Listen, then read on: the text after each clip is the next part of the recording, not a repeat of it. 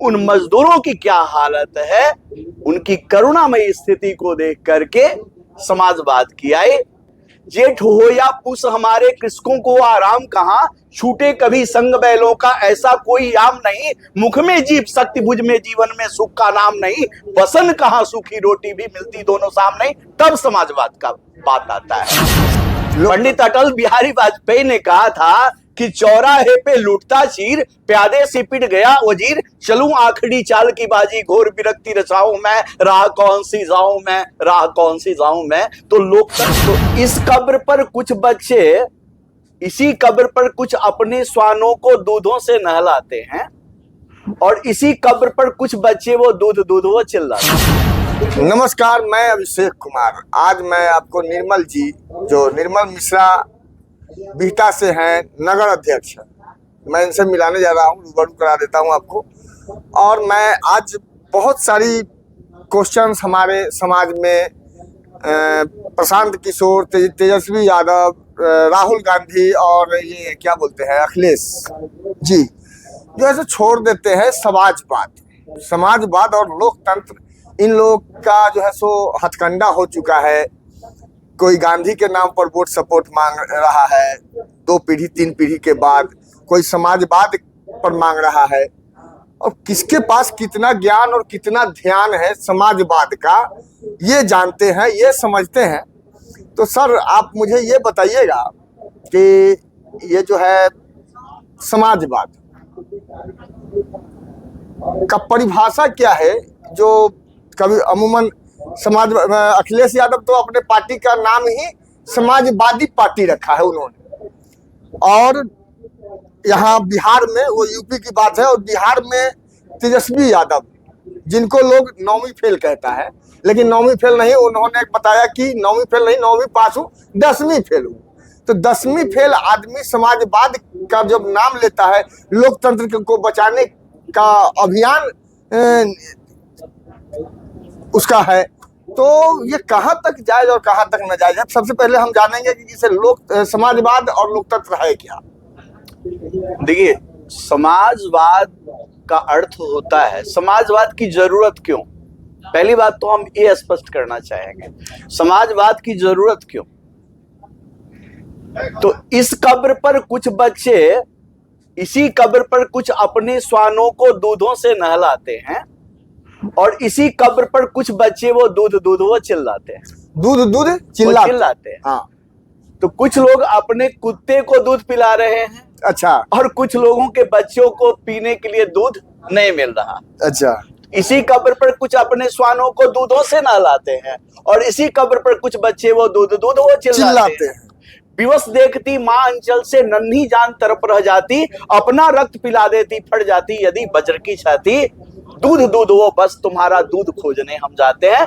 तब समाजवाद की बात आती है, समाजवाद की आती है। समाजवाद की परिभाषा देते हुए रामधारी सिंह दिनकर जी ने कुरुक्षेत्र में लिखा था कि जब तक मनुज का ये सुख भाग नहीं सम होगा, सीमित न होगा कोलाहल, संघर्ष नहीं कम होगा। प्रकृति ने जितनी विभूतियां दी है, वो विभूतियों को कुछ लोगों ने अपने कब्जे में कर लिया है, और वंचित शोषित वर्गों को उससे उपेक्षित रखा है। इसलिए समाजवाद की जरूरत है। और ये समाजवाद का जो रूप आया, कार्ल मार्क्स ने सोचा, और उस समय जब औद्योगिक क्रांति आई, औद्योगिक क्रांति के बाद जब मजदूरों की दशा देखी, खान में काम करने वाले लोगों की दशा देखी, तो जो उनके द्वारा जी रहे हैं, मजदूरों के द्वारा जी रहे हैं, उन मजदूरों की क्या हालत है, उनकी करुणामयी स्थिति को देख करके समाजवाद की आई। जेठ हो या पूस हमारे कृषकों को आराम कहाँ, छूटे कभी संग बैलों का ऐसा कोई याम नहीं। मुख में जीभ शक्ति भुज में जीवन में सुख का नाम नहीं। बसन कहाँ सूखी रोटी भी मिलती दोनों साम नहीं। तब समाजवाद का बात आता है, समाजवाद का बात। जहां तक लोकतंत्र को आपने कहा, तो लोकतंत्र समाजवाद का सच्चा स्वरूप है।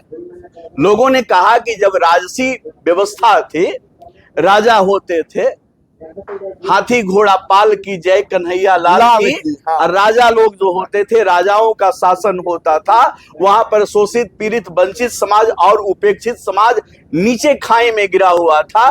राजा लोग जो है सो आजीविका के लिए इन लोगों का इस्तेमाल करते थे और उनको रोटी भी नसीब नहीं होती नसीब थी। नहीं होती। तो बात आया लोकतंत्र का, एक ऐसी व्यवस्था जो लोगों की व्यवस्था होगी, एक ऐसा तंत्र जो लोगों का तंत्र होगा, ऐसी व्यवस्था लाने के लिए। किंतु वर्तमान परिप्रेक्ष्य में लोकतंत्र को कहिएगा तो लोकतंत्र दाना है, नेताओं का खाना है, खाओ खाओ जिसे जितना खाना है। लोकतंत्र क्या है? चना है, नेताओं का दाना है, और खाओ जिसे जितना खाना है। मतलब तो लोकतंत्र, जयप्रकाश नारायण जी ने कहा था कि लोकतंत्र का सच्चा रूप समाजवाद है। और समाजवाद अब एक भूखा इंसान है जिसके पास पैसा नहीं है, उसके लिए न वोट की कीमत है न लोकतंत्र की कीमत है। मतलब लोकतंत्र की भी कीमत नहीं है। कैसे कीमत होगा? हमें भूख लगी है, आप ही बार बात कहते हैं मुर्गा भात और 500 रुपया की बात। क्यों? ऐसा सोचा क्यों नहीं आपने? ऐसा क्यों है? हम भूखे हैं, हमें रोटी की जरूरत है, आप वोट की मतलब हम नहीं समझते हैं। नहीं, मैं इसलिए बोलता हूँ, बार बार जो मैं बोलता हूँ उसका वजह है। उसका वजह ये है कि 75-74 का जो एक मुहिम छिड़ा, नो डाउट उसमें सफलता हासिल हुई, समाजवाद को सफलता हासिल हुई। जिस पर जयप्रकाश नारायण जी की बात आपने कही, वही आंदोलन, उन्हीं का आंदोलन जो है सो जात पात मुर्गा भात 500 रुपया और पाउच मतलब शराब का जो प्रचलन चला है, नो डाउट उसी के बाद चला है, जैसा मैंने एनालाइज किया है। और मैंने बचपन से इस चीज को देखा भी है, भांपा भी है, जाना भी है, समझा भी है। जिस समाज का प्रारूप लेकर के जननायक कर्पूरी ठाकुर चले थे, तथाकथित उन्हीं के चेलों के माध्यम से लोकतंत्र का चीरहरण हुआ। पंडित अटल बिहारी वाजपेयी ने कहा था कि चौराहे पे लूटता चीर, प्यादे से पिट गया वजीर, चलूं आखिरी चाल की बाजी, घोर विरक्ति रचाऊं मैं, राह कौन सी जाऊं मैं, राह कौन सी जाऊं मैं। तो लोकतंत्र का जो चीरहरण हुआ, या लोकतंत्र का वर्तमान में जो चीरहरण हुआ है, जो लोकतंत्र जो है गणतंत्र के रूप में नहीं, गणतंत्र के रूप में स्थापित हो रहा है। गण मैं कह रहा हूं, गण कौन सा गण? वो गण जिसके भय से लोकतंत्र एक जगह इकट्ठा हो जा रहा है। वो नेताओं का भाषण या वो अरे सर, आज जितनी पार्टियां, करीब करीब पार्टियां, उनमें जो बाहुबली है, जितने बाहुबली लोग हैं, वो कौन सी तंत्र व्यवस्था से लोकतंत्र को स्थापित कर रहे हैं? गणतंत्र। चलिए अब हम इससे आगे बढ़ते हैं। और जब ये जो कर्पूरी जेपी के जो नुमाइंदे हैं, मैं तो नुमाइंदा ही कहूंगा, बिल्कुल बहुत एहसान किया इन्होंने। और आज के डेट में जो देख रहे हैं, तेजस्वी यादव, तेज प्रताप यादव बार बार लोकतंत्र को बचाने की बात कह रहे हैं। इसमें क्या कितना सत्यता है? क्योंकि हमारी जनता और ऑडियंस जो है सो इससे रूबरू हो नहीं पा रही है, लड़ रही है रोज, झगड़ रही है रोज, और समझ नहीं पा रही है कि एक 9वीं 10वीं फेल जो है सो ये संविधान को बचाने चल रहा है, जिसको अपने मतलब पूरे जीवन के संग्रह का जो मतलब संग्रह जो था बाबा साहब भीमराव अंबेडकर का, उन्होंने कूट कूट के उसको उसमें उड़ेला है, डाला है। तो एक बैरिस्टर ने जो बनाया है, लिखा है, एक 9वीं 10वीं फेल जो है सो कह रहा है कि हम संविधान बचाने जा रहे हैं। इसमें क्या सत्यता है? देखिए सर, मैं ज्यादा गहराई में न जाते हुए 2 लाइन में एक बात मैं कहना चाहता हूं। ये तथाकथित जो लोकतंत्र को बचाने की बात कह रहे हैं, तथाकथित है, तथाकथित, मैं पुनः दोहराता हूं, मैं 10 साल से देख रहा हूं ऐसे उंगली उठाना, ऐसे उंगली उठाना बैनर में और दिखाना कि मैं लोकतंत्र बचाने जा रहा हूं। जो संविधान बचाने की बात करते हैं, जो बाबा साहब भीमराव अंबेडकर की बात करते हैं, वो लोग सिपाही महोत्सव में अरबों रुपया खर्च करते हैं और बड़े बड़े फिल्म स्टारों को बुलाते हैं, नर्तकी को ऐसा लोकतंत्र बचाने वाले और समाजवादी, नहीं, सफाई का तो कहानी है, आपने सही बताया। समाजवाद के लोग, मैं कहूंगा लालू प्रसाद यादव जी समाजवादी हैं, रामविलास जी भी समाजवादी हैं, उनके पुत्र भी समाजवादी हैं, अखिलेश जी भी समाजवादी हैं, राजतंत्र नहीं दिख रहा है कहीं आपको? और जो है ये तेजस्वी जी भी समाजवादी हैं। जिस समाजवाद जो लोकतंत्र की बात कहते हैं, नहीं, अब मैं आपको रोकूंगा, क्योंकि आपने ही बोला है कि ये लोग जो है सो जयप्रकाश नारायण के आंदोलन से निकल के आए हैं, बिल्कुल उसी आंदोलन से कर्पूरी के चेले हैं लोग, बिल्कुल। और वो लोग जो है सो कर्पूरी ने अपने बच्चों को नहीं लाया, और ये जो रोज के रोज रामविलास पासवान का वही सिस्टम चल रहा है, जैसे कि ये लोग जो है सो प्रोडक्ट करते हैं अपने बच्चों को, डायरेक्ट सीएम ने बोल रहा है लोग, तो ये राजतंत्र का सिस्टम चल रहा है और लोकतंत्र को इन्होंने बढ़ावा दिया। मैं कह रहा हूं सर कि एक तथाकथित जो समाजवादी की बात मैं कह रहा हूं कि ये सारे नेताओं का नाम लिया, जैसे रामविलास पासवान जी समाजवादी हैं और अखिलेश जी भी समाजवादी हैं और ये तेजस्वी जी भी कौन समाजवादी हैं, तो ये समाजवाद का रूप कहाँ है सर? ये अड़पति बन गए, खड़पति बन गए, बड़े बड़े आलिशान। अब कहवाइए मत सर, जनता सब कुछ जानती है, जनता धरती पर बैठी है और नभ में मंच खड़ा है, जो जितना है दूर मही से उतना वही बड़ा है। जनता धरती पर बैठी है, नभ में मंच खड़ा है, और जो जितना है दूर मही से उतना वही बड़ा है, और ऊपर ऊपर पी जाते हैं जो पीने वाले हैं, क्या जाने कैसे जीते हैं जो जीने वाले हैं।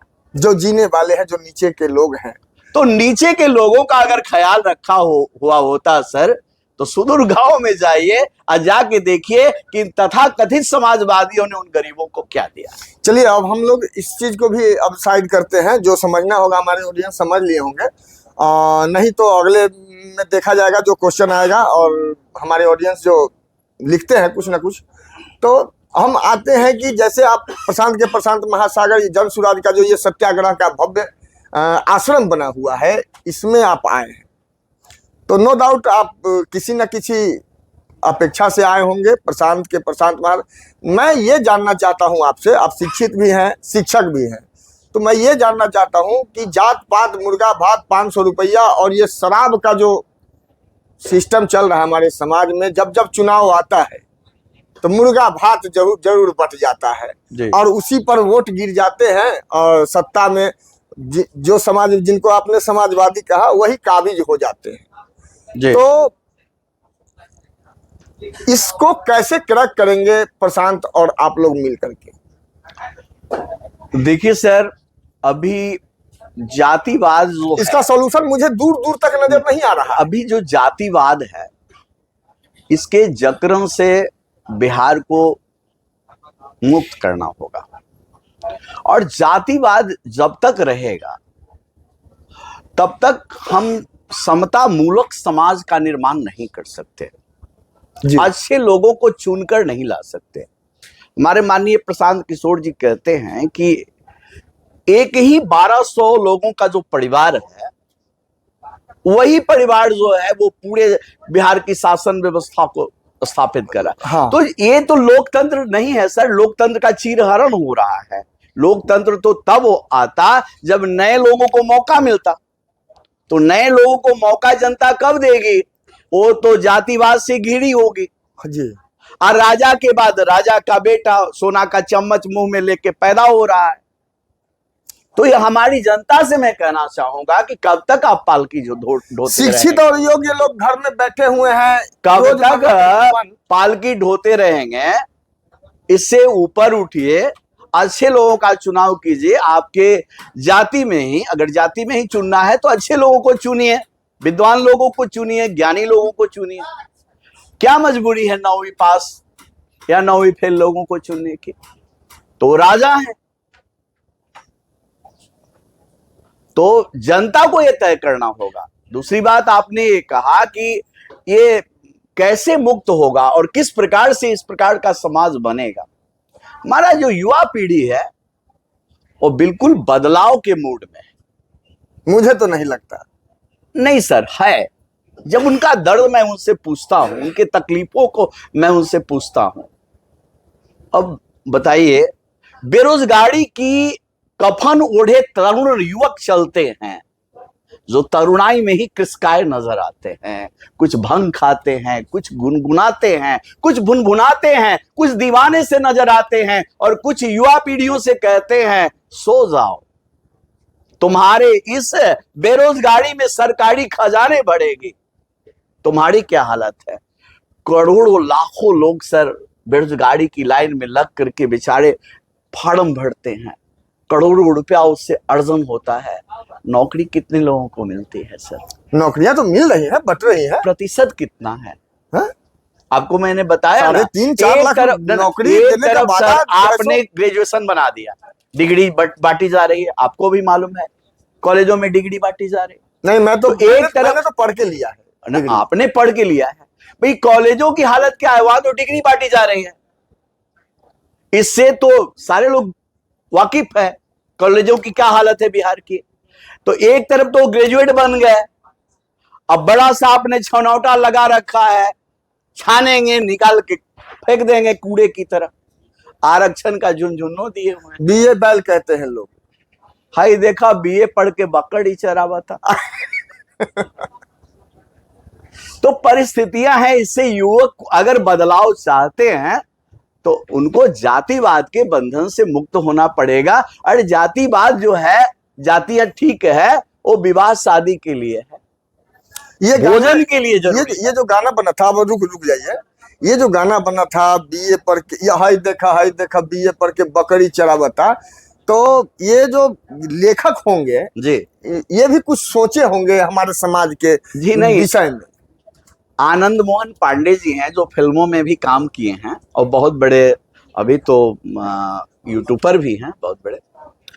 तो उन्होंने ये गाना उस समय लिखा था जिस समय बिहार का विभाजन हुआ था 2000 में, और उन्होंने ये भी लिखा था कि बट गई झारखंड अब तो लिहा शकरकंद, ऐसा करके उन्होंने लिखा था। तो बड़े सामाजिक मुद्दों मतलब पर वो इसमें छुपा हुआ है। इसमें भी जो ये जो शकरकंद वाला जो गाना आपने गुनगुनाया, और इससे पहले जो बीए पढ़ के बकरी चरावता, इस दोनों में कहीं ना कहीं हमारे बिहार के, क्योंकि झारखंड जब बचा तो बटा तो सारा कुछ जो है सो फैक्ट्रियां, जो भी अर्निंग का जो जिससे राजस्व आता हो, दारू और बालू बच गया, और बाद बाकी चीजें जो है सो झारखंड में चले गए, चली गई। इसलिए हो सकता है कि उनके जहन में आया हो और उन्होंने सिर्फ गाना बना करके कवि और कलाकार तो जन भावनाओं को ही उठाने का काम करता है। कवि जो होता है या कलाकार जो होता है, मैं यही जानना चाहता हूं, वो साहित्य एक दर्पण है, आईना है, समाज का आईना है। तो कवि वही लिखेगा जो वो देखेगा।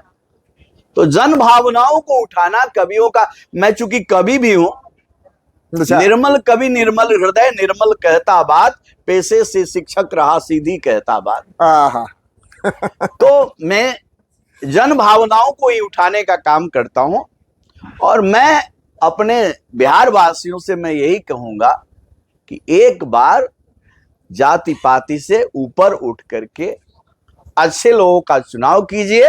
हमारा नारा है सही लोग, सही सोच और सामूहिक प्रयास से अपनी सरकार बनाइए। एक ऐसा सरकार जो जन सुराजी हो, जन माने लोग और जनता का सुंदर राज, जन सुराज।